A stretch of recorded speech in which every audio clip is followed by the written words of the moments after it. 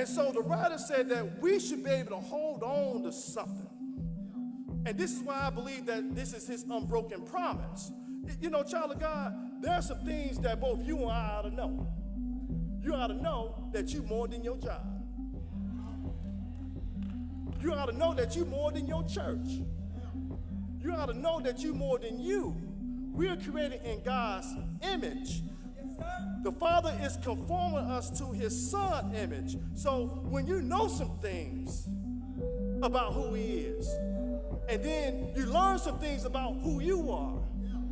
See, sadly, sometimes in Western Christianity, what we have done is that we have replaced the promises of God with this health and wealth stuff.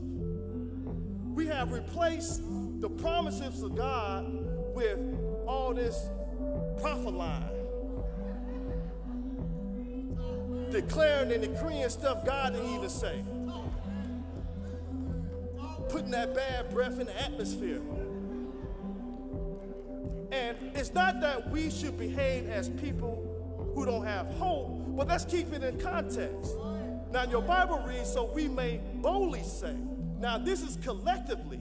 It's some things that we should have confidence to say. And what we should be able to say is, the Lord is my helper.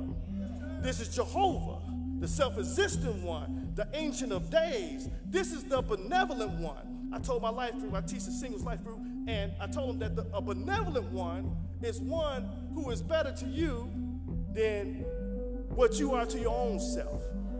And this is why the Lord is my helper. Now it goes that we may say, then it gets personal as to my. And we, each and every one of us, got to have our own relationship with Jesus Christ. Each and every one of us have to have some first-hand experience.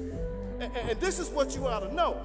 You ought to know that all things work for the good to them that love God, to them who are called according to his purpose. We ought to know when things, even if it result for us being martyred for the faith, that we know that if this earthly house of this tabernacle was dissolved, we have a building of God, not built by hands, eternal in heavens. We ought to know some things. We ought to know some things that weeping may endure for a night, but joy comes in the morning.